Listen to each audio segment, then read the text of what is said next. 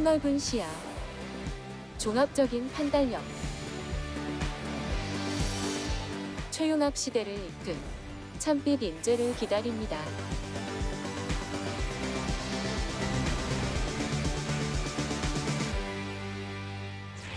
안녕하세요. 고3 그리고 수험생 여러분 반갑습니다. 저는 광운대학교 산업심리학과 이병관 교수입니다.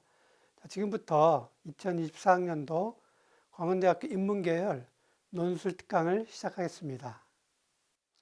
네, 그럼 지금부터 2024학년도 광운대학교 인문계열 논술 특강을 시작하겠습니다. 목차는 우선 논술 우수 전형 소개를 하고요. 전년도 2023학년도 기출문제 해설, 뒤이어서 2024학년도 논술 우수자 전형 대비 전략을 말씀드리겠습니다. 우선 광운대학교 인문계열 논술 우수자 전형 소개 말씀드립니다. 광운대학교는 전형 요소로 논술고사가 70%고요. 학교 생활기록부가 30% 반영됩니다. 수능 최저 학력 기준은 없고요. 자세한 사항은 광운대학교 입학 홈페이지 모집 유광을 참조하시기 바랍니다. 광운대학교 인문계열 논술고사는 건전한 상식을 갖춘 교양인으로서 대학생활과 사회생활에서 필요한 크게 세 가지 요소, 이해력, 사고력, 표현력을 갖추고 배양하도록 측정하는 것이 목적입니다. 주요 평가 항목은 첫 번째, 이해력입니다. 여러분 잘 아시겠지만 21세기는 정보와 사회의 어떤 정보의 홍수 속에서 우리 살아가고 있습니다. 이러한 정보 홍수 속에서 필요한 핵심적인 정보를 포착해내는 비판적인 이해력을 먼저 측정을 하고자 합니다. 두 번째는 사고력입니다. 여러분이 이렇게 추려낸 핵심적인 논점들을 자신의 어떤 논리적인 전개에 맞게 가공해낼 수 있는 통합적이고 능동적인 사고력을 측정할 것입니다. 마지막 세 번째는 표현력입니다. 여러분이 찾아낸 이런 논점과 여러분의 논리를 설득력 있게 그리고 타인에게 호소력 있는 글로 자신의 생각을 표현할 수 있는 이런 글쓰기를 통한 의사소통 능력을 측정하고자 합니다. 논술고사 문제 형식과 출제 범위입니다. 문제 형식은 광운대학교는 복수의 제시문을 상호 관련시켜서 출제하는 통합 교과형 문제입니다. 대체로 4개에서 5개의 제시문이 출제가 됩니다. 문제는 크게 두 문제로 120분 동안 여러분이 풀면 되겠습니다. 각 문제당 750자 내의 분량으로 답안을 작성하시면 되겠습니다. 논술고사 제시문의 범위는 고등학교 교과서, 즉 국어, 화법과 작문, 독서, 언어와 매체, 문학, 통합사회, 경제, 정치와 법, 사회문화, 생활과 윤리, 윤리와 사상을 모두 포함합니다. 경우에 따라서 통계라든지 그림, 사진 등의 자료를 활용할 수 있습니다. 우선 출제 영역을 말씀드립니다. 크게 두 가지 영역에서 상호 보완적인 형식으로 출제를 합니다. 첫 번째는 인간과 사회의 본질에 대한 이해입니다. 문학이라든지 역사, 철학과 같이 동서양 인문학의 고전 영역에서 문제를 출제합니다. 이런 고전 영역에 담겨 있는 내용들은 주로 인류사회 공통의 교양, 변하지 않는 인문학적 가치에 대한 여러분의 사고의 심화 가능성을 측정하는 것이 목적입니다. 두 번째는 현대사회와 향후 변화 전망에 대한 인식입니다. 급변하는 현대사회의 변화 추세, 그리고 최근의 사회적 이슈라든지 시사상식 영역에서 문제를 출제합니다. 현대사의 다양성이라든지 역동성, 이런 특성들에 여러분이 발빠르게 그리고 유연하게 적응할 수 있는지를 측정할 것입니다. 앞서 말씀드렸듯이 통계라든지 그림, 사진의 자료를 활용할 수 있습니다. 자, 그럼 다음으로 2023학년도 기출문제를 말씀드리고 해설해 드리겠습니다. 우선 첫 번째로 오전 문제 1번입니다. 자, 오전 문제 1번은 사회라든지 윤리, 이런 교과서의 다양한 영역에서 국가의 권력이라든지 다양한 형태의 권력, 그런 권력을 가진 주체의 역할이 무엇인가, 그 역할의 정당성이 무엇인가, 그 다음에 이런 권력 주체의 어떤 사회적 책임이라든지 여러 가지 기능들, 이런 것들이 이슈가 되고 있습니다.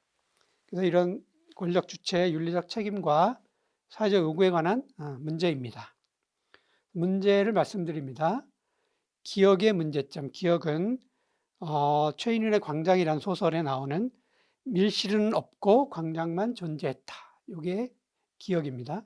문제점을 다를 활용하여 설명하고, 다는 푸코가 서술한 벤담의 페놉티콘에 관한 내용입니다. 활용하여 설명하고, 니은의 이유를, 니은은 최인의 광장의 주인공 이명준이 북한도 남한도 아닌 중립국을 선택했다. 그 이유를 가의 내용과 나는 여기서 로크의 국가론에 관한 내용입니다. 타자 서술한 다음에 디귿을 바탕으로 해서, 디귿은 그 페놉티콘의 어떤 구조 속에서 이런 권력이 사회 구석구석에 스며들어서 우리를 통제한다. 이 내용입니다. 이 내용을 지시문 라는 사이버 공간에서의 사이버 폭력, 개인의 인권 침해에 관한 내용입니다. 이것과 연결지어 설명하라. 이런 내용입니다. 뒤에 제시문을 보면서 다시 설명을 하도록 하겠습니다. 우선 제시문가는 최인훈의 광장이라는 소설의 내용입니다. 여러분 잘 아시겠지만 해방 이후에, 해방 직후에 남한과 북한의 이런 여러 상황들을 서술하고 있습니다. 남한, 즉 한국 정치의 광장에는 어떤 그 개인적인 사역으로 이런 광장이 더럽혀져 있다. 이런 내용입니다. 그래서 밀실, 개인의 어떤 자유와 개인적 공간을 의미하는 밀실은 있지만 진정한 광장이 없다. 이게 남한의 상황이었고요. 그다음에 북조선이죠. 북한의 상황은 뭐냐면 개인적인 공간이 없습니다. 즉 밀실이 없고요. 어떤 이 광장에서의 어떤 꼭두가시와 같은 그런 인민들의 상황, 문제점들을 여기 서술하고 있습니다. 그 아랫부분에 보면 이 작품의 서문과 평론의 일부가 나와 있는데요. 보시는 것처럼 광장은 대중의 밀실이고 밀실은 개인의 광장이다. 인간은 이 밀실과 광장이 다 필요하다. 어느 한쪽만 갖춰져 있을 때 개인들은 살 수 없다. 이런 내용입니다. 그래서 밀실은 개인적 사고와 행동이 자유로운 어떤 내적인 삶의 공간이다. 반면에 광장은 사회 구성원들이 공동의 어떤 이념을 추구하고 실천하는 공간이다. 이렇게 설명하고 있습니다. 그래서 그 당시 북한은 진정한 밀실은 없고 광장만 존재했다. 이게 이제 기억의 어떤 문장이고요. 니은 포로가 된 주인공 이명준은 중립국을 선택했다. 왜 중립국을 선택했는가? 이게 이제 하나의 문제가 되겠습니다. 제시문 나는 여러분 잘 아는 로크라고 하는 철학자의 국가론입니다. 국가는 개인의 어떤 자유, 생명, 재산을 보장해야 된다. 그것이 국가의 역할이다 라고 말씀하고 있습니다. 이야기하고 있습니다. 그래서 각 개인이 자신의 권리를 국가에 양도한 게 아니기 때문에 국가는 개인의 소유권을 함부로 침해할 수 없다. 만약에 침해당했을 경우에 시민들은 저항할 수 있다. 이런 내용입니다. 자, 제시문 다는 푸코가 서술한 벤담의 페놉티콘이라는 어떤 구조에 관한 내용입니다. 페놉티콘은 일종의 가상의 이제 원형 교도소인데요. 가운데 어떤 수감자들을 감시하는 공간이 있고요. 그 동심원 모양으로 수감자들이 배치되어 있는 그런 이제 가상의 공간입니다. 이 페놉티콘에는 중앙의 감시자가 모든 수감자들을 감시할 수 있고 권력을 행사할 수 있고 어떤 보이지 않은 채 이 수감자들을 체벌할 수 있고 이런 형태의 이제 교도소라고 볼 수 있습니다.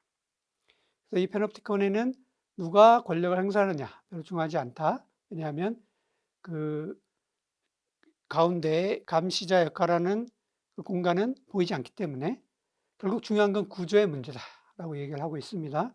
이런 그 관찰자, 즉 감시자가 많을수록 수감자는 불안감을 느끼게 되고 이런 위험에 빠질 수 있다라는 내용입니다. 자, 이런 벤담의 패놉티콘을 논하면서 푸코는 이런 패놉티콘이 단순히 어떤 교도소의 의미가 아니라 훨씬 더 많은 것들을 의미한다라고 얘기합니다. 마치 이것이 우리 사회의 어떤 권력을 대변한다라고 이야기를 하고 있습니다. 그래서 현대 사회에서 이런 패놉티콘이 어떻게 나타나느냐? 마치 모세관 같은 권력이 사회 구석구석에 이 마치 수감자들을 감시하듯이 통제한다라고 이야기하고 있습니다. 마지막 제시문 라는 사이버 공간에서의 사이버 폭력, 그 다음에 사생활 침해에 관한 내용입니다. 사이버 공간은 누구나 소통할 수 있는 생활 공간이지만 여기에 이제 문제는 뭐냐 하면 신분이 드러나지 않고 익명의 마치 패놉티콘처럼 가상의 패놉티콘과 같은 익명의 감시자가 많은 사람들을 감시할 수 있다. 그것이 악용될 때 사이버 폭력으로 나타날 수 있다. 뿐만 아니라 이런 정보가 이 사이버 공간상에 축적되어 있는 이런 개인적 정보를 사적으로 이용할 수 있는 사생활 침해의 가능성도 있다. 이런 두 가지 큰 문제를 서술하고 있습니다. 이런 두 가지 문제를 해결하기 위해서는 우리는 타인의 어떤 인권에 대한 책임의식 필요하고요. 그다음에 개인적 정보에 대한 어떤 보호, 그런 의식이 필요하다라고 이야기를 하고 있습니다. 자, 그래서 1번 문제는 서두에 이야기한 것처럼 국가, 조직, 개인 누구라도 권력의 주체가 될 수 있다. 그러나 그 권력의 주체가 어떤 역할을 수행하느냐, 어떤 윤리적 책임과 정당성을 부여받느냐에 따라서 그것이 사회에 어떤 문제를 일으키거나 악영향의 소지가 될 수 있다라고 하는 것을 여러분이 잘 얼마나 인식하는지를 보고자 출제하였습니다. 그래서 본 문제는 고등학교 윤리 사상, 생활과 윤리라든지 독서, 문학 이런 다양한 영역에서 다루고 있는 국가의 역할, 권력의 통제와 감시, 사이버 공간 문제 이런 다양한 관점을 논제로 삼아서 학생들의 논술 능력을 알아보기에 출제가 되었습니다. 자, 다시 한번 정리를 하자면 본 문제 취지는 가의 어떤 진정한 밀실의 부재, 그 당시 북한의 상황의 문제점을 제시문 다의 어떤 패놉티콘의 개념, 패놉티콘의 문제를 활용해서 설명을 하고요. 가의 주인공 이명준이 왜 중립국을 선택했는가를 그 당시 남한과 북한의 상황, 제시문 가에 있는 내용이죠. 그 다음에 로크의 국가론, 나의 내용입니다.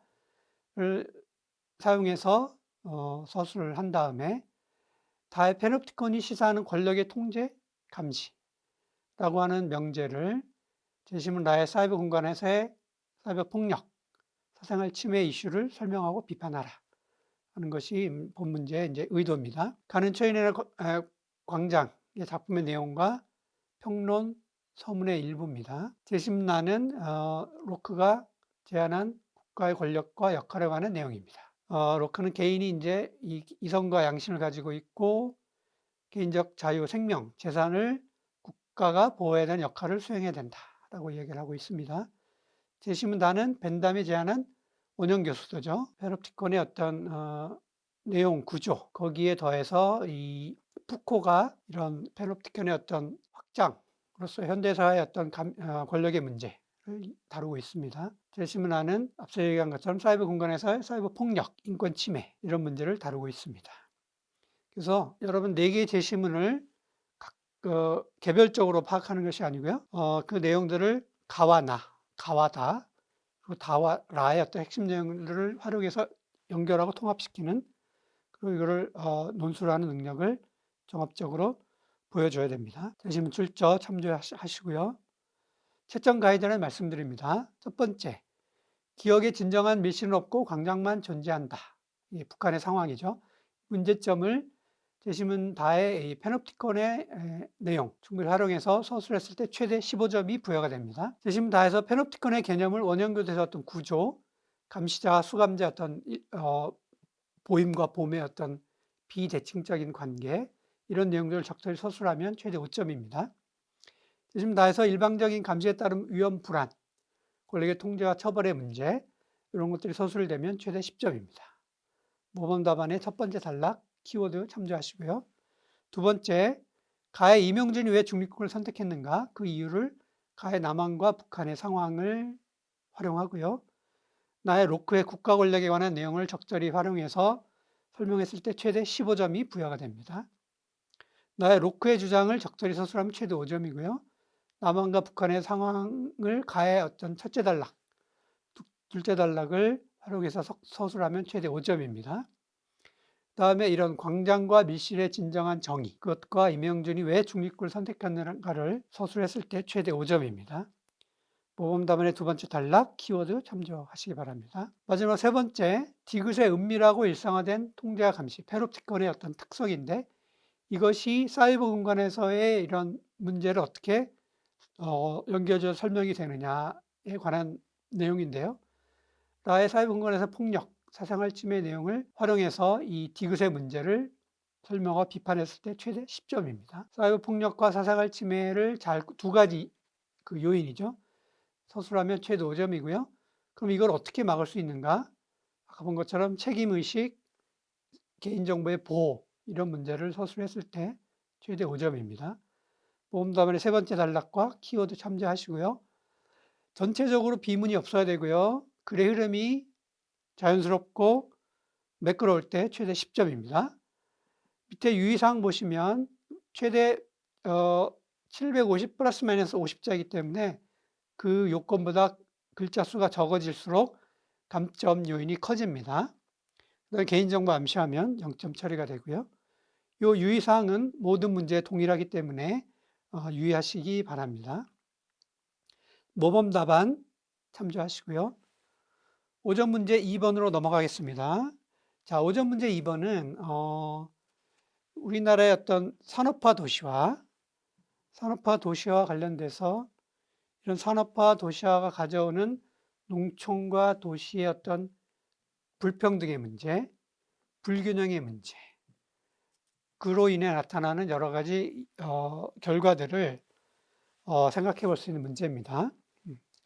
그래서 이 산업화 도시에 따른 이 공간의 어떤 불평등 문제, 그 다음에 농촌의 소외 현상, 이런 것들을 어떻게 그러면 우리가 이해하고 해결하느냐. 이게 이제 이 문제의 요점입니다. 자, 그러면 문제 2를 말씀드리겠습니다. 자, 기억의 원인. 여기서 기억은 제시문 가의 신경님의 농무라는 작품에 나오는 왜 이렇게 답답하고 고달픈가 농촌의 현실을 보여주는 한 구절인데요. 그 원인을 나의 내용, 나는 산업화 도시화의 어떤 현상을 기술한 내용입니다. 여기 도표 1과 2가 있는데요. 여기에 뭐 농촌의 쌀값이 떨어지고 있고 외국으로부터 미래 그 수입이 늘어나고 있고 농촌의 부채는 커지고 있고 농촌 인구는 줄어들고 있고 이런 문제들, 농촌의 어떤 현실들이죠. 이런 것들을 잘 설명하고 있는데요. 이 내용들을 활용해서 기억의 원인을 분석하고요. 자, 그 다음에 다는 뭐냐면 사회 문화 현상에 대한 두 가지 관점입니다. 기능론과 상징적 상호작용론이 서술되어 있습니다. 이 두 가지 관점을 가지고 이런 이 도시와 농촌의 공간 불평등 문제를 설명하고요. 자, 그 다음에 디귿.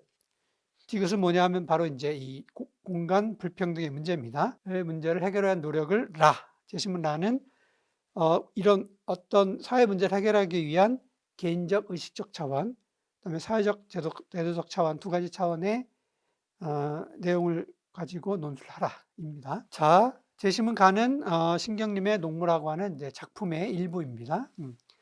요 중에 이제 기억, 답답하고 고달프게 사는 것이 원통하다. 시골 그 삶의 어떤 현실을 보여주고 있는데요.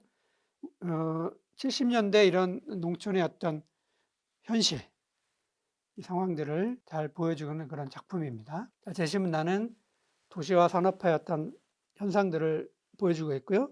그래서 농촌이 인구가 줄어들고 있고 여러 가지 생활이 어려워지고 있고 이촌향도 현상이 나타나는 이런 현상들을 보여주고 있습니다. 이로 인해서 이제 사회 계층 구조가 변화되고 있고 이런 문제들을 이야기하고 있습니다. 그 다음에 이제 이런 것들이 공간 불평등 현상으로 나타나고 있어서 농촌의 어떤 소외 현상, 낙후 현상 이런 것들이 나타나고 있다. 결국 이것이 사회 통합을 저해하는 요인이다. 이런 문제를 제시하고 있습니다. 이어서 밑에 보시면 그래프 1과 그래프 2가 있는데요. 국내 쌀 가격이 여전히 오르지 않고 있고 밀가루 수입량은 늘어나고 있고 그래프 2에서는 농업 종사자의 비중이 줄어들고 있고 농가 부채는 커지고 있다. 이런 내용들을 보여주고 있습니다. 자, 제시문단은 아까 말씀드린 사회문화 현상에 대한 두 가지 관점입니다. 기능론과 상징적 상호작용론입니다.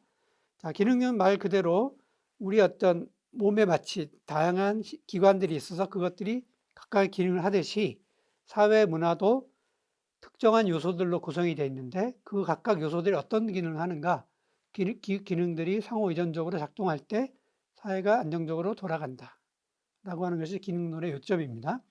그래서 농촌은 농촌들의 기능, 도시는 도시들의 기능을 해야 된다. 그럼 올바른 기능을 할 때, 유기적으로 할 때 균형 잡힌 사회가 이루어질 수 있다. 이런 내용입니다. 자, 두 번째는 상징적 상호작용론인데요. 이건 뭐냐 하면 앞에 기능에서 보는 것처럼 뭐 구조라든지 제도 이런 문제보다는 생활에서 나타나는 인간의 행위에 대한 우리의 인식, 여기에 초점이 맞춰져 있습니다. 결국 다시 말하면 사회를 구성하는 개개인들 간의 어떤 상호작용에 더 초점이 맞춰져 있습니다. 그래서 그 어떤 사회 문제 개념 정의에 관심 둔다기보다는 사회 문제가 어떻게 정의되는가, 그 과정에 대한 어떤 그 인식, 사회 문제를 우리가 어떻게 보아야 되는가, 인식의 문제라는 겁니다. 그래서 이 농촌 지역의 여러 가지 문제들, 거기에 고유한 생활 양식이 있지만 거기 이 농촌의 어떤 사회를 구성한 사람들에 나타나는 어떤 정체성, 유대감, 자부심 이런 것들이 없어지고 이게 문제가 생길 때 이런 사회 통합에 문제가 나타날 수 있다. 이런 관점을 제시하고 있습니다. 자, 제시문 나는 그러면 우리가 이런 사회 불평등 문제, 도시와 농촌 간의 이런 공간의 불평등 문제를 해결하기 위해서는 우리가 어떻게 접근해야 되느냐? 그게 두 가지 차원을 이야기하고 있습니다. 개인적 의식적 차원과 사회적 제도적 차원으로 나누어 이야기하고 있습니다. 자, 개인적 의식적 차원은 뭐냐 하면 우리가 이런 다른 사람들에 대한 배려, 존중의 의식이 필요하다. 이런 것들을 위해서는 협동과 연대가 필요하다. 그 협동과 연대의 이제 아주 구체적인 행동들은 바로 공감을 하고 기부를 하거나 봉사하라고 이런 것들이 필요하다는 거죠. 자, 두 번째는 사회적 제도 차원입니다. 자, 이런 도시와 농촌의 불평등의 원인이 되는 사회 제도라든지 관행, 제도의 문제를 고치자라는 게 이제 제도적, 사회적 차원의 내용입니다. 차원의 이 주장하는 내용입니다. 그래서 누구도 교육을 균등하게 받을 수 있어야 되고요. 사회적 소수자들을 위한 복지를 마련해야 되고 적극적인 우대 조치가 필요하다. 지역 격차를 완화하는 제도가 필요하다. 정책이 필요하다. 이런 것들을 주장하고 있습니다. 자, 오전 문제 2번의 출제 의도는 도시와 농촌 간의 이런 공간 불평등 문제, 농촌의 소외 현상 이런 것들에 대한 문제를 우리가 어떻게 인식하고 있고 이 문제를 해결하기 위해서 우리가 어떤 내용들을 적용해야 되는가에 관한 문제입니다. 그래서 다양한 접근 방식을 이해할 필요가 있고요. 이런 것들을 토대로 종합적으로 이런 문제들을 접근해야 된다가 이제 핵심적인 이 문제의 특정 내용입니다. 자, 농문학원은 작품에 나타나 있는 이런 농촌의 소외 문제, 그다음에 통합사회, 사회문화 이런 교과서에 나타나 있는 도시 농촌의 공간 불평등 문제, 소외 현상에 대한 문제, 그 문제들을 보는 관점, 그걸 해결할 수 있는 두 가지 차원, 이런 내용들을 잘 활용해서 여러분 문제를 풀면 되겠습니다. 자, 본 문제의 취지를 다시 한번 요약해 말씀드립니다. 신경림의 작품 농문에 나타난 70년대 농촌 현실, 이 농촌 현실을 도시와 산업화에 관련된 내용과 잘 연결지어서 이해하고요. 기능론과 상징적 상호작용론 관점에서 이런 현상들을 잘 설명한 다음에 이 문제를 해결하기 위해서 개인적 의식적 차원과 사회적 제도적 차원에서 해결 방안을 제시하자라는 게 이 문제의 의도입니다. 요 가나다라 이 핵심 내용은 앞서 이미 말씀드렸으니까 생략하고요. 자, 이 문제는 문학작품이 보여주고 있는 현실 상황을 사회 과목의 다양한 영역에서 제시한 개념, 관점, 그리고 연결지어서 이해하고요. 분석하는 게 필요합니다. 그 다음에 다양한 영역의 제시된 질문을 읽고요. 일관된 논지를 파악하는 게 필요합니다. 그래서 이 가나다라를 잘 연결시켜서 통합적으로 이해하고 논술할 능력이 필요합니다. 제시문의 출처 참조하시고요. 채점 가이드라인을 말씀드립니다. 첫 번째, 나의 내용 도시화 산업화의 어떤 현상을 기술한 내용이죠.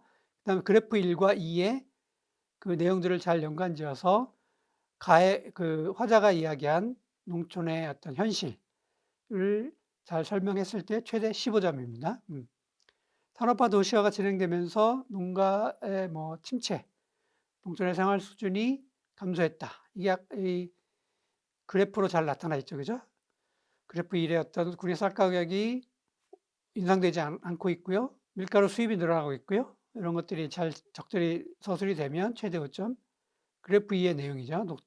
농가 부채 비중이 늘고 있고 농업 종사자 비중은 줄고 있고 농촌의 삶이 어려지고 있다. 이게 서술이 되면 최대 5점입니다. 모분 답안의 첫 번째 문단과 키워드 참조하시기 바랍니다. 자, 두 번째는 이제 다에 나타난 기능론, 상징적 상호작용론의 관점을 토대로 산업화 도시화로 인해 나타난 사회 계층 구조의 이제 변화죠, 그죠? 쉽게 말하면 이제 이 농촌의 소외 현상과 연결이 되어 있는 겁니다. 이걸 잘 설명했을 때 최대 15점입니다. 그래서 이 기능론과 상징적 상호작용의 정의 먼저 서술할 필요가 있고요. 기능론과 상징적 상호작용론의 내용을 적용해서 도시와 농촌의 어떤 문제들, 그 상황들을 적절히 설명했을 때 각각 5점씩이 주어집니다. 모범 답안의 두 번째 단락과 키워드 참조하시고요. 마지막으로 세 번째, 나의 공간 불평등 문제를 해결하는 노력을 나에 나타난 두 가지 차원의 어떤 해결책, 해결 방안을 이용해서 적절히 서술하면 최대 15점입니다. 자, 라에서 개인적 의식적 차원이 있고 사회적 제도 차원이 있다 그랬고요. 개인적 의식적 차원의 어떤 핵심적인 내용이 뭐라 그랬죠? 협동과 연대, 그죠? 이걸 활용해서 실제 어떤 행동, 기부 행동이 될 수도 있고요. 봉사 활동이 될 수도 있고요. 이런 다양한 어떤 행동이나 활동을 통해서 그 불평등 문제를 해결하자. 이런 내용이 서술되어 있으면 최대 5점입니다. 그다음에 사회적 제도 차원에서는 제도나 관행을 고치자. 그 다음에 불평등을 줄일 수 있는 정책을 마련하자. 이런 내용이 적절한 사례와 함께 서술이 되면 최대 5점입니다. 모범답안의 세 번째 단락과 키워드 참조하시고요. 나머지 내용들은 문제 1과 유사합니다. 동등합니다. 모범답안 참조하시기 바랍니다. 자, 그 다음에 이제 오후 문제 1번으로 넘어가겠습니다. 자, 오후 문제 1번은 최근에 우리 그 시사 뉴스에도 나왔지만 아랍권에서 히잡의 이 착용을 금지한다, 해제한다 이런 이슈가 있었죠. 마찬가지로 프랑스에서도 일부 여성에 대해서 부르킨이라고 하는 복장에 관한 이슈가 있었습니다. 부르키니는 이제 그 부르카라고 하는 아랍의 어떤 복장과 비키니를 합성한 용어입니다. 부르키니의 착용을 프랑스에서 금지해야 된다. 이런 이슈가 있었는데요. 그런 부르키니의 착용을 금지해야 된다라고 하는 것의 이유가 뭐냐?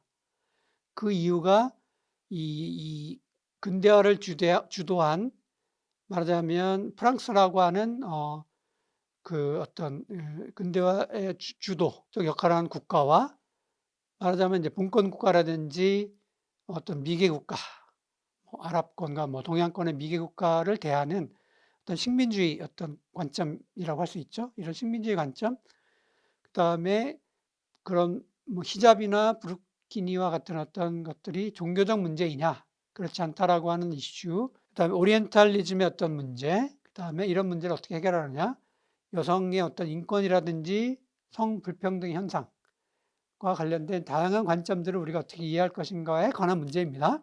그래서 오후 문제 1번은 모두 5개의 제시문으로 구성이 되어 있는데요. 자, 우선 문제를 읽어드리겠습니다.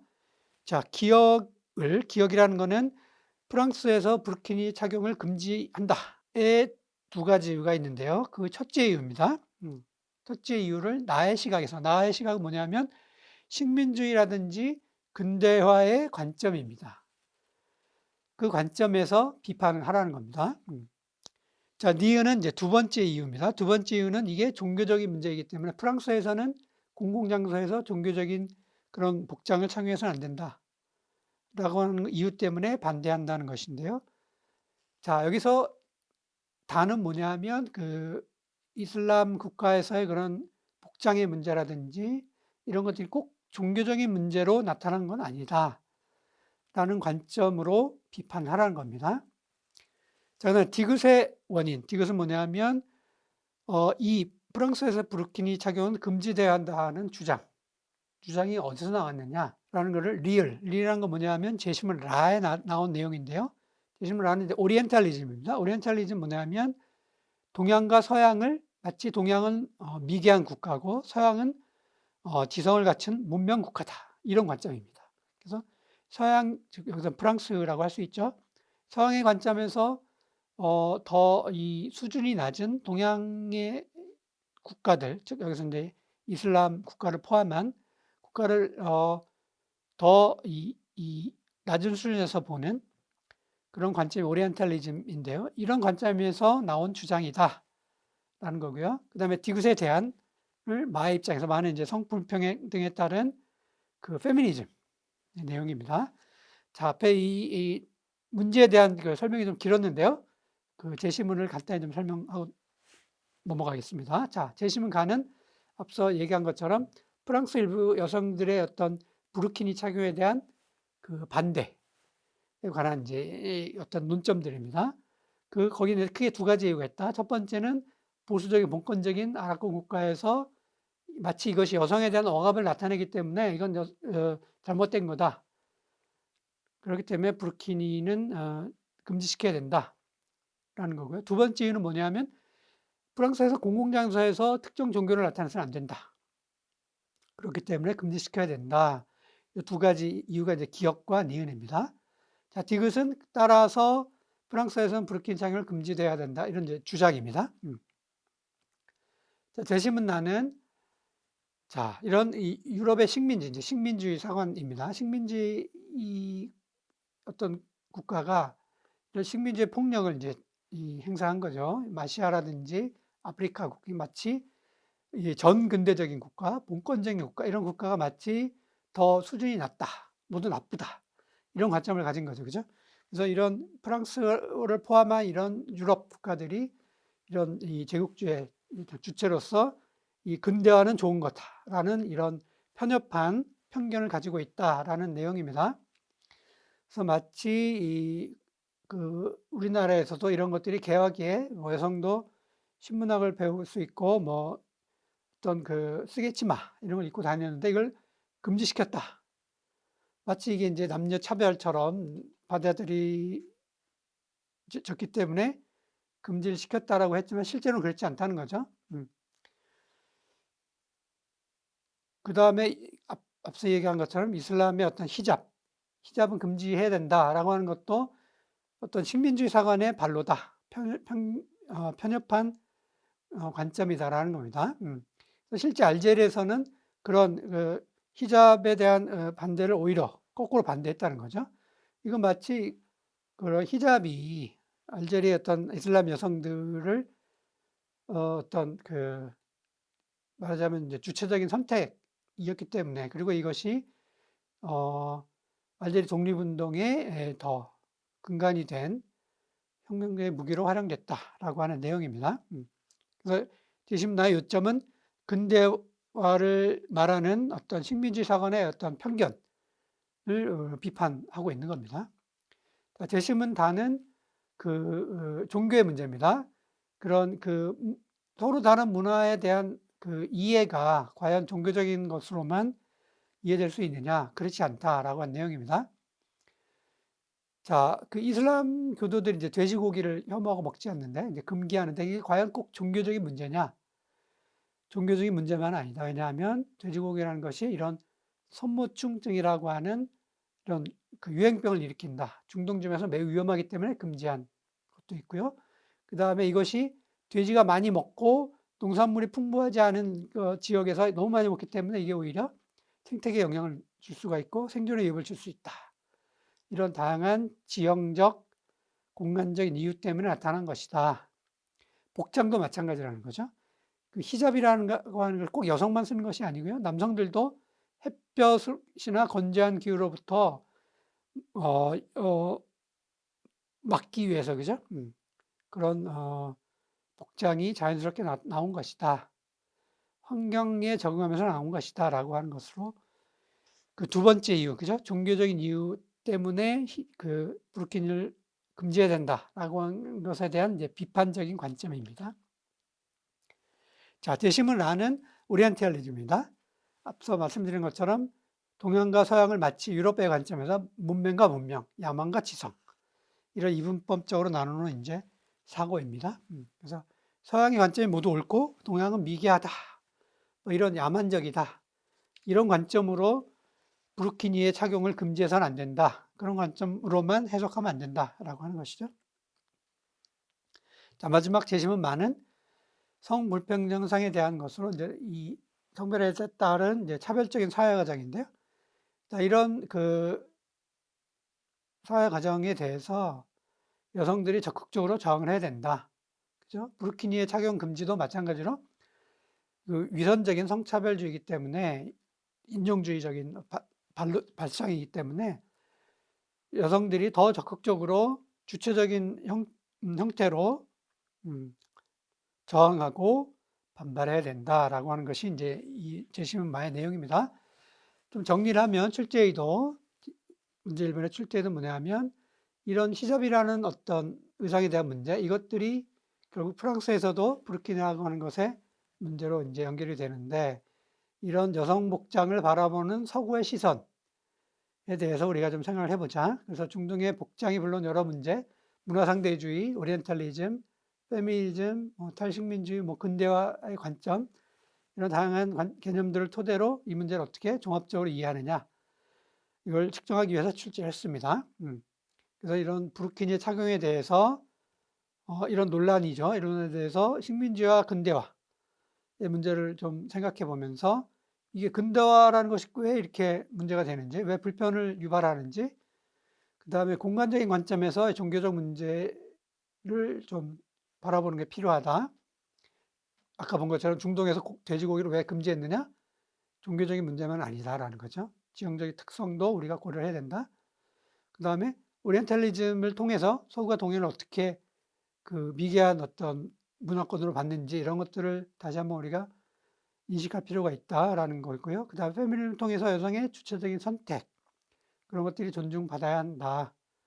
결국 부르키니의 논란은 앞서 얘기한 문화상대주의, 오리엔탈리즘, 페미니즘, 식민주의 문제 이런 것들을 우리가 잘 이해할 필요가 있다라는 것입니다. 그리고 다양한 교과서에 나타난 개념 설명, 예시 문제들을 얼마나 잘 통합해서 이해하는가를 측정하는 것이 이번 문제의 목적입니다. 자, 문제 앞에 취지는 앞서 이미 말씀드렸고요.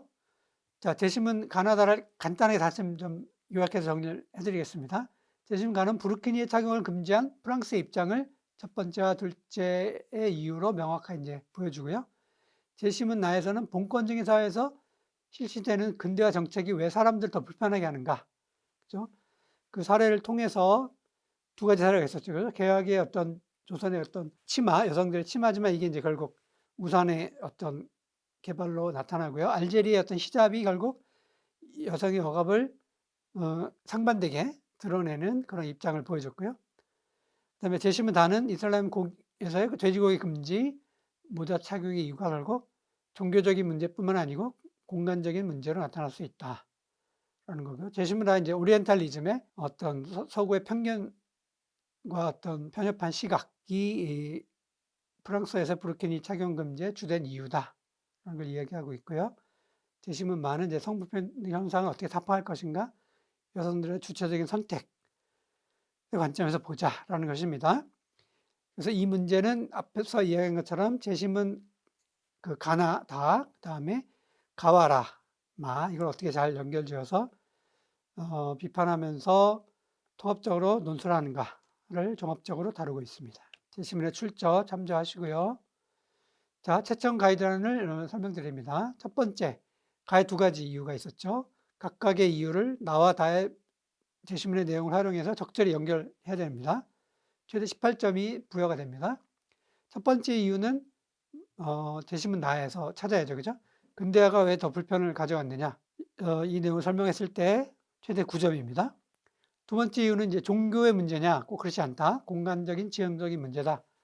이걸로 설명을 해야 되죠. 그죠? 그 내용은 이제 제시문 다에 나타나 있습니다. 잘 연결돼서 설명했을 때 최대 9점이 부여가 되고요. 그래서 모범 답안의 첫 번째 단락 키워드 참조하시기 바랍니다. 그 다음에 제시문 가에서 이제 브루켄 작을 금지해야 된다. 그 원인이 뭐냐를 제시문 하에서 제시문 하는 오리엔탈리즘에 관한 내용입니다. 잘 연결해서 설명하면 최대 12점입니다. 자, 우선 오리엔탈리즘이 뭔가를 잘 설명해야 되겠죠. 그죠? 그랬을 때 최대 6점이고요. 그 다음에 오리엔탈리즘의 개념과 브루켄 착용의 반대를 잘 연결지어야 될 필요가 있죠. 그랬을 때 최대 6점입니다.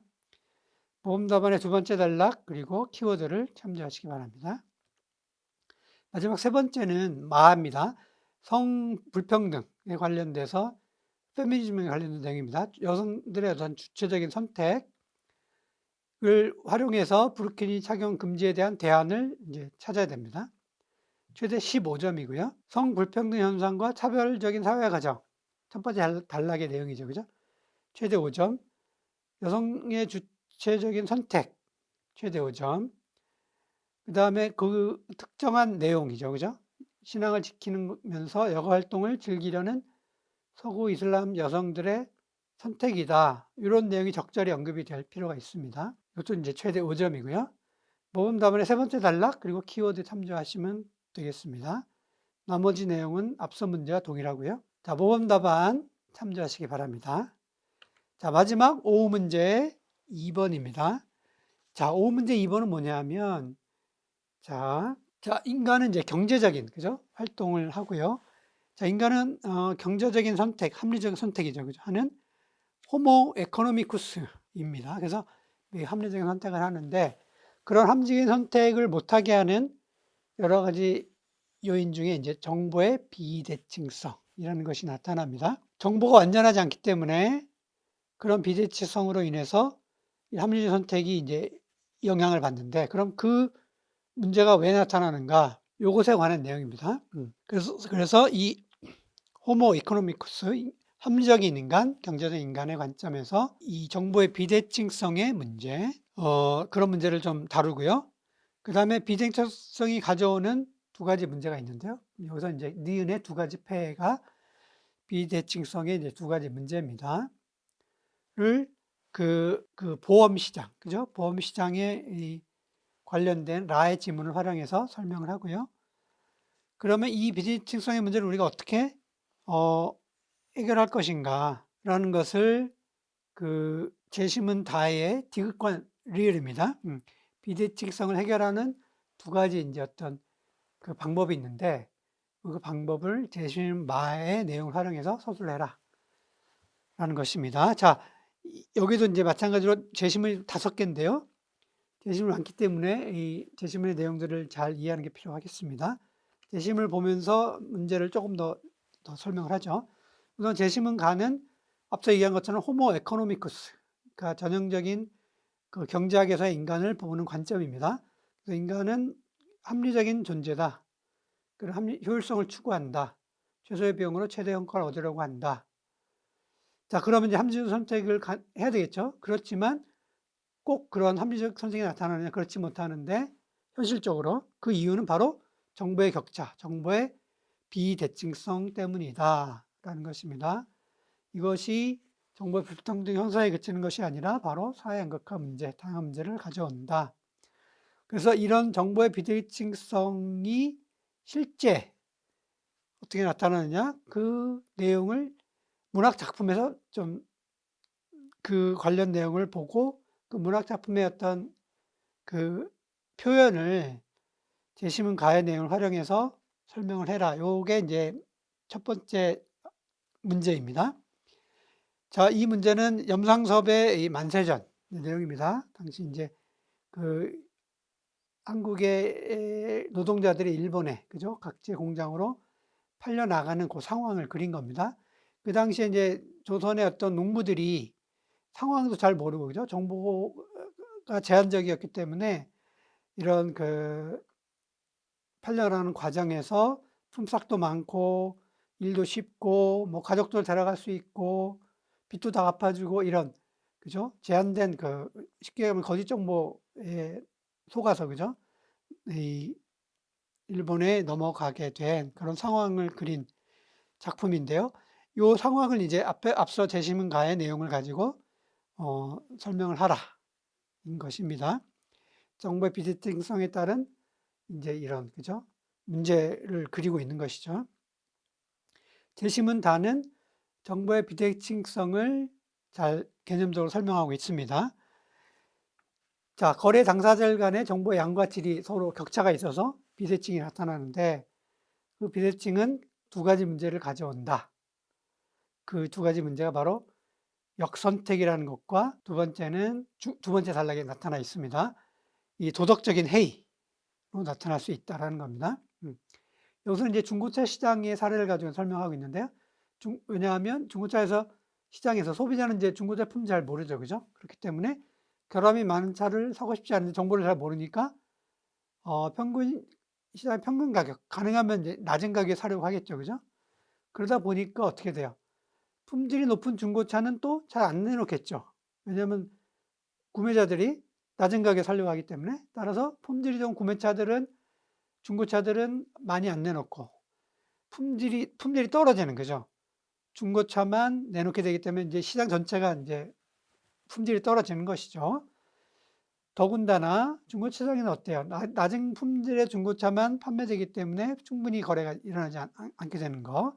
그 다음에 이제 도덕적 해이는 어떻게 나타나냐? 금융기관에서 왜 이제 대출을 해주는데, 그죠? 상환 능력이 없는 사람에게 자금을 대출하게 되면 어떻게 돼요? 상환 능력이 없는 사람들은 계속 악순환이 생기죠. 더 대출을 많이 받게 되죠. 그렇기 때문에 이게 금융기관에 결국 손해로 이어지고, 이게 결국 금융시장 전체에 영향을 미치는, 다시 말하면 상환 능력이 없는 사람이 도덕적 해이를 가져오게 되는 그런 현상이 나타난다 인 것입니다. 자, 이런 비대칭성을 없애기 위해서 많은 이제 노력이 필요한데, 두 가지 형태로 나타난다. 정보가 부족한 쪽이 거래 상대에 대해서 정보를 얻는 방식, 얻는 행동, 이게 선별입니다. 디귿, 선별이고요. 그 다음에 정보가 많은 쪽은 어떻게 돼요?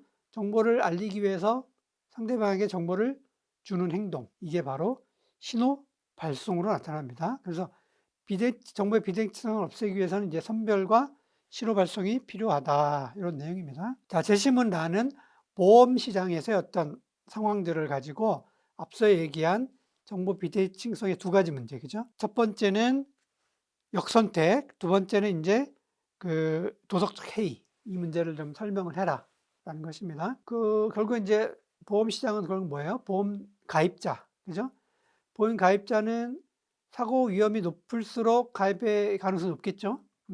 근데 보험회사는 상대방이, 보험 가입자가 사고 위험이 높은지 낮은지를 잘 모르기 때문에 이제 이 보험회사는 사고 위험이 높은 사람만 보험 상품에 가입하게 되면 손해가 생기겠죠, 그죠? 자, 이게 이제 역선택의 문제를 가져오고요.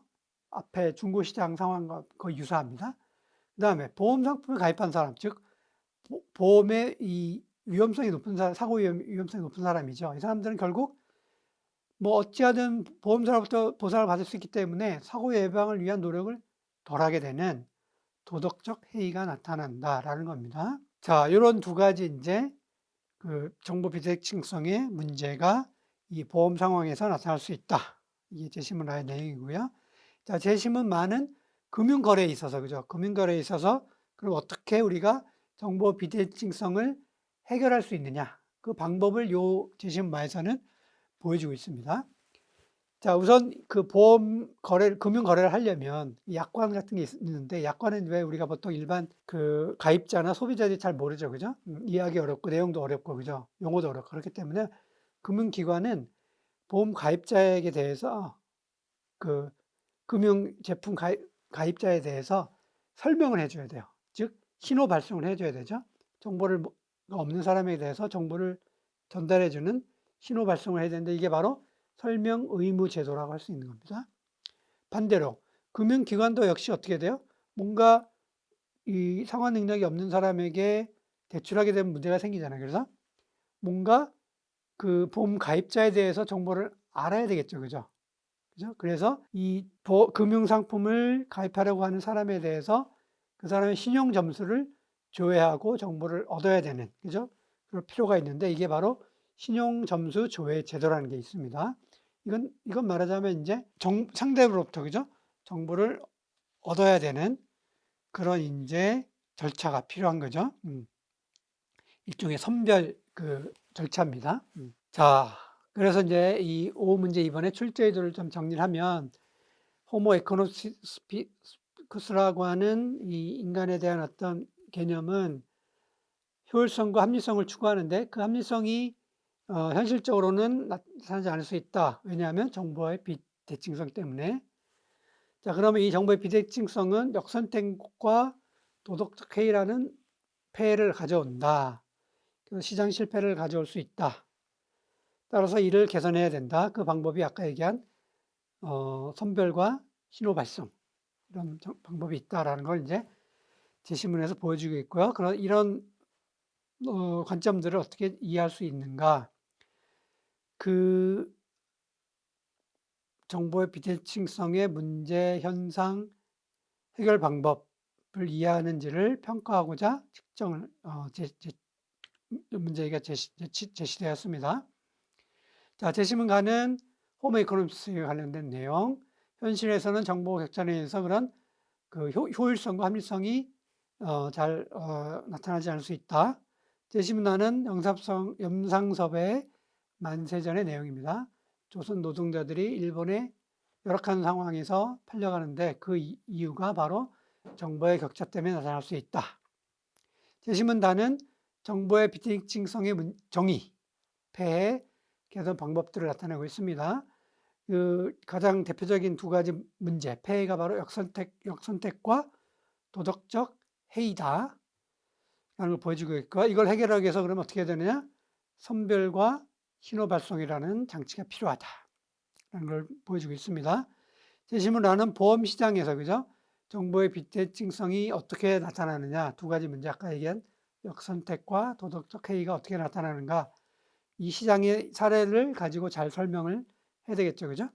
위험이 높은 사람이 상품에 가입하게 되는 역선택이 나타날 수 있고, 이런 위험이 높은 사람들이 사고 예방을 소홀히 하게 되는 도덕적 해이가 나타난다를 잘 설명을 해야 되겠죠.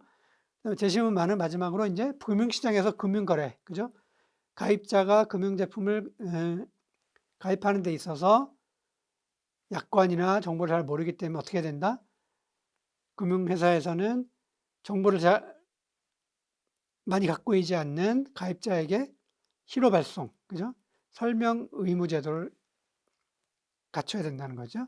반대로 개인의 신용 상태를 잘 모르는 금융회사는 어떻게 돼요? 가입자로부터 정보를 얻어야 되죠. 그죠? 선별적으로 정보를 찾아와야 되는데 이게 바로 신용점수 조회 제도다. 이걸 잘 연결시켜야 되겠죠. 제시문 출적 교과서 참조하시고요. 채점 가이드라인을 말씀드리겠습니다. 첫 번째, 자, 제시문가의 이 합리성과 효율성을 추구하는 호모 에코노미크스가 현실적으로 잘 드러나지 않는데 그 이유는 정보의 격차로 인해서 나타난다. 이 내용이 우선 서술이 돼야 되고요. 그러면 왜 기억 작품에서 조선 노동자들이 왜 그 일본 군함에 팔려갔느냐? 바로 정보 격차로 인해서 나타난 것이다. 이게 잘 조화롭게 적절하게 서술이 돼야 됩니다. 이랬을 때 최대 11점입니다. 자, 각각 3점, 3점, 5점, 그죠? 효율성 추구하는, 합리적 선택하는 존재다. 정보의 격차에서 나타난다. 그 내용이 그 제시문가의 내용을 가지고 서술이 돼야 된다. 이게 이제 첫 번째 단락의 내용입니다. 키워드 참조하시고요. 자, 두 번째, 정보의 비대칭성이 가져오는 두 가지 문제죠. 역선택과 도덕적 해이를 제시문라의 보험시장 상황을 가지고 적절히 설명해야 됩니다. 최대 15점. 자, 역선택은 어떻게 나타난다 그랬죠? 뭔가 이 사고 위험이 낮은 사람이 아니고요. 위험이 높은 사람만 가입하고 선택하게 되는 역선택의 문제. 그다음에 위험이 높은 사람들은 예방 노력을 잘 안 한다. 도덕적 해이. 이 내용을 설명해야 되겠죠. 그죠? 최대 15점이고요. 키워드 참조하시기 바랍니다. 다음 세 번째, 그러면 이 비대칭성을 어떻게 계산하느냐? 선별과 신호 발송으로 해결해야 되는데 그 내용을 제시문마의 금융시장에서의 어떤 제도를 가지고 설명을 해야 됩니다. 신용점수 조회 제도와 설명 의무 제도를 가지고 잘, 그죠? 바르게 연결시켜야 됩니다. 그 경우 최대 19점이 부여가 됩니다. 정보 비대칭성을 계산하기 위한 행동이 선별과 신호 발송이다. 5점. 약관이나 상품의 내용을 고객에게 설명해야 된다. 설명 의무 제도죠. 이게 바로 발송의 문제다. 7점. 그 다음에 금융기관은 가입자의 신용 점수를 조회해야 되는데 이것이 바로 선별이다. 이게 바로 신용점수 조회 제도다라고 설명을 하면 7점이 부여가 되고요. 그 밖에 이제 예금자 보호제도, 전화금융 피해금 환급제도 이런 내용인데 이거는 앞에 두 가지 방법과 무관하기 때문에 이걸 언급하면 오히려 5점이 감점입니다. 잘 고려를 할 필요가 있습니다. 키워드 참조하시고요. 나머지 내용은 앞서 문제와 다 동일합니다. 자, 모범 답안 참조하시기 바랍니다. 자, 이렇게 2023학년도 논술 문제, 기출 문제죠. 네 문제를 설명을 드렸고요. 자, 마지막으로 이제 2024학년도 광대과 인문 계열의 논술 우수화 전형을 어떻게 대비해야 되는가? 그 내용을 좀 말씀드리겠습니다. 앞서 말씀드린 것처럼 논술고사의 목적은 크게 세 가지입니다. 자, 우선 미래지향적이고 개방적인 사고력, 그죠? 사고력이 필요하죠. 이런 다양한 사회적인 문제, 고전의 어떤 그 사상 이런 것들을 잘 논리적으로 잘 이해할 필요가 있습니다. 두 번째는 복합적인 문제 해결력입니다. 이건 이제 이해력과도 관계가 있는데요. 자, 다양한 관점과 다양한 영역의 이슈와 사상 이런 내용들을 잘 통합적으로 이해할 필요가 있습니다. 그런 이해를 바탕으로 문제 해결을 이끌어낼 필요가 있겠죠. 자, 그 다음에 논리적이고 설득력 있는 의사소통 능력. 우리가 앞서서 표현력의 얘기를 했는데요. 결국 내가 찾아놓은 어떤 핵심 논점, 관점 이런 것들을 어떻게 잘 표현하고 설득력 있게 나타내느냐, 보여주느냐 이게 바로 표현력의 문제고요. 이건 바로 의사소통 능력을 평가하는 중요한 요소라고 할 수가 있겠습니다. 자, 그럼 평가 기준은 뭐냐? 제시문 내용에 대한 이해력이 일단 기본이 되어야 됩니다. 앞서 설명드린 것처럼 문제당 제시문이 4개 또는 5개가 주어지고요. 각 제시문은 뭐 국어와 관련된 사회문화와 관련된 혹은 윤리와 이 사상과 관련된 다양한 영역에서 출제되기 때문에 각각의 제시문들을 잘 이해할 필요가 있습니다. 자, 그 다음에 그런 제시문들의 내용을 단순히 이해하는 데 그치는 게 아니고요. 그 내용들을 잘 연결하는, 그죠? 비판 능력이 필요합니다. 다양한 관점과 사회 문제들을 연결해서 이해를 해야 되기 때문에 논리적으로 비판을 해야 되겠죠. 그죠? 그 다음에 이제 앞선 문제들을 보시면 최소한 3개의 하위 문제들이 복합적으로 구성이 되어 있는데요. 따라서 다양한 관점들을 가지고 분석하고 논리적으로 이해하는 것이 필요하고요. 이걸 가지고 이제 문제를 해결해야 됩니다. 마지막으로 이제 표현 문제죠. 그죠? 의사표현 능력이 필요합니다. 여기에는 750자 내에 여러분의 생각을 응축적으로 논리적으로 담아내야 되겠죠. 자, 그러면 어떻게 해야 되느냐? 우선 가장 중요한 건 출제 의도를 정확히 파악해야 되겠죠. 그죠? 다양한 제시문들을 잘 연결지어서 문제를 풀어야 되기 때문에 출제 의도를 잘 파악해야 됩니다. 그래서 문제와 제시문을 여러 번 꼼꼼하게 좀 읽는 게 필요합니다. 그다음에 제시문의 정보에 근거하여 답안을 작성해야 됩니다. 자, 논술고사는 제시문 내의 내용을 가지고만 답을 서술해야 됩니다. 제시문 외에 여러분의 생각, 여러분의 지식 활용하면 감점 요인입니다. 그다음에 논리적으로 명료하게 답안을 작성해야 됩니다. 앞서 얘기한 것처럼 여러분의 이 핵심 논점과 관점들을 제한된 분량에 맞춰서 그죠? 명료하고 논리적으로 서술을 해야 되겠죠? 자, 그럼 어떻게 준비를 해야 되느냐? 자, 우선 여러분 풍부한 그리고 다양한 독서 경험이 필요합니다. 여러분 교과서 내에 있는 다양한 그 내용들도 잘 많이 읽고 그죠? 이해를 해야 되겠지만 관련된 그죠? 내용들을 교양 서적도 좋고요. 뭐 철학 서적 다양한 내용들을 좀 읽는 게 필요합니다. 평소에. 두 번째, 단편적 지식보다는 폭넓은 이해력과 사고력이 필요합니다. 앞서 이미 얘기했지만 다양한 영역의 문제들을 연결지어서 생각해야 되기 때문에 기본적으로는 제시문을 이해를 해야 되겠고요. 이런 것들을 잘 연결짓고 통합하는 사고력이 필요합니다. 자, 그다음에 꾸준하고 반복적인 훈련. 평소에 여러분 그 논술 대비해서 그죠? 뭐 많이 훈련을 할 텐데요. 실제 글을 써보고 그죠? 그 써본 글을 본인도 읽어보고 다른 사람에게도 좀 읽게 해서 그죠? 과연 잘 그 여러분이 전달하고자 하는 내용들이 잘 담겨 있는지를 좀 점검할 필요가 있습니다. 자, 여러분 이상과 같이 2024학년도 광운대학교 인문계열 논술 특강 내용을 설명드렸습니다. 감사합니다. 광운대학교가 수험생 여러분을 응원하겠습니다.